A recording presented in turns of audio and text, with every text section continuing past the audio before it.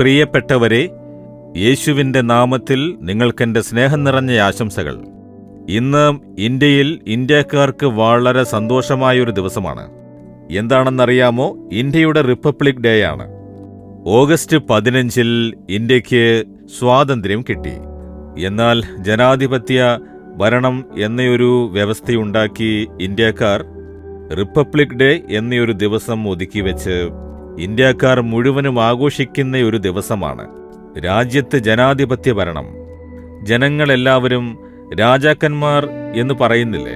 അതുപോലെ ജനങ്ങളുടെ അവകാശം ഇവയെല്ലാം പറഞ്ഞ് ജനാധിപത്യമെന്ന് നിശ്ചയിക്കപ്പെട്ട ദിവസമാണിത്. ഇന്ന് ദൈവം തരുന്ന വാഗ്ദത്ത വചനം എന്താണെന്ന് വെച്ചാൽ, യോവേൽ 2 അധ്യായം 21 ദേശമേ ഭയപ്പെടേണ്ട, സന്തോഷിക്ക, യഹോവ വൻ കാര്യങ്ങളെ ചെയ്തിരിക്കുന്നു. ഓരോ രാജ്യത്തിനും ഒരു സ്വാതന്ത്ര്യദിനമുണ്ടാകും. എല്ലാ രാജ്യവും, മിക്കവാറും ലോകത്തിലെ എല്ലാ രാജ്യങ്ങളും ഒരു കാലത്ത് അടിമത്തത്തിലായി വിമോചിതരായ സ്വാതന്ത്ര്യദിനം. ഇന്ത്യയിൽ മാത്രമാണ് ജനാധിപത്യ ദിനം എന്നൊരു ദിവസം. അപ്പോൾ ജനങ്ങൾക്ക് പൂർണ്ണ അവകാശം കൊടുത്ത് സന്തോഷത്തോടെ ജീവിക്കുന്ന ഒരു സ്ഥിതി. പക്ഷേ ഇന്ന് നാട്ടിൽ എന്താണ് കാണുന്നത്? ഭയം. പരിതസ്ഥിതി കണ്ട് ഭയം. സാമ്പത്തിക സ്ഥിതി ഭയം ഉണ്ടാക്കുന്നു. സ്വാതന്ത്ര്യത്തോടെ ജീവിക്കാനാകുമോ? സ്ഥിരമായ ജോലി ഉണ്ടാകുമോ? ബിസിനസ് എല്ലാം ചെയ്യാൻ സാധിക്കുമോ?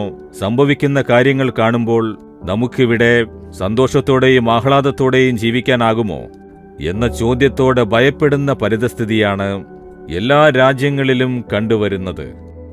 എന്താണെന്ന് വെച്ചാൽ, ഈ ദിവസം രാജ്യത്ത് ഇഷ്ടപ്പെടാത്ത പല കാര്യങ്ങളും സംഭവിച്ചുകൊണ്ടിരിക്കുന്നു. ഒരു വശത്ത് പാപം വർദ്ധിക്കുന്നു, വേറൊരു വശത്ത് അനീതി വർദ്ധിക്കുന്നു, മറ്റൊരു വശത്ത് അധികാരത്തെ ദുഷ്പ്രയോഗം ചെയ്യുന്നു. അതുകൊണ്ട് ജനങ്ങളുടെ ഉള്ളിൽ ഒരു വിധത്തിലുള്ള ഭയന്ന് നമുക്ക് എന്തിനെന്ന് ഒതുങ്ങി നിൽക്കുന്ന ഒരു സ്ഥിതിയാണിന്ന്. പക്ഷേ ദൈവം പറയുന്നു, നീ ഭയപ്പെടേണ്ട. പരിതസ്ഥിതികളെ കണ്ട് നിങ്ങൾ ഭയപ്പെടരുത്. നീ സന്തോഷിച്ചുല്ലസിക്കണം. ഞാൻ നിനക്ക് വൻ കാര്യങ്ങൾ ചെയ്യും. രാജ്യത്തും ലോകത്തും എന്ത് സംഭവിച്ചാലും യഹോവ നിങ്ങൾക്ക് വാക്ക് തരുന്നു. നീ ഒന്നുകൊണ്ടും ഭയപ്പെടേണ്ട. ഞാൻ നിനക്ക് വൻ കാര്യങ്ങൾ ചെയ്യാൻ പോകുന്നു. എല്ലാവർക്കും ജോലി നഷ്ടപ്പെട്ടാലും ഞാൻ നിനക്ക് സ്ഥിരമായ ജോലി തരും. എല്ലാവരുടെ തൊഴിലും ബാധിക്കപ്പെട്ടാലും നിന്റെ തൊഴിൽ ഞാൻ അനുഗ്രഹിക്കും. എല്ലാവരും ജീവിതത്തിൽ തോൽവികളും ചെരിവും നേരിട്ടാലും ഞാൻ നിന്നെ താങ്ങി നടത്തും. അതിനാൽ നീ ഭയപ്പെടേണ്ട എന്ന് പറയുന്നു. നിങ്ങൾ സർക്കാരിനെ ആശ്രയിച്ചോ മനുഷ്യരെ ആശ്രയിച്ചോ ജീവിക്കാതെ യഹോവയെ ആശ്രയിച്ച് ജീവിച്ചാൽ ഏത് രാജ്യത്തും നിങ്ങൾക്ക് സന്തോഷത്തോടെ ജീവിക്കാനാകും. ആ രാജ്യത്തിലെ നിയമങ്ങൾ എന്തു തന്നെയായിരുന്നാലും, ആ രാജ്യത്ത് എങ്ങനെയുള്ള സർക്കാർ നിയമമാറ്റങ്ങൾ വന്നാലും മാറാത്തൊരു ദൈവം കൂടെയുണ്ടെങ്കിൽ നിങ്ങൾക്ക് സന്തോഷത്തോടെ ജീവിക്കാനാകും.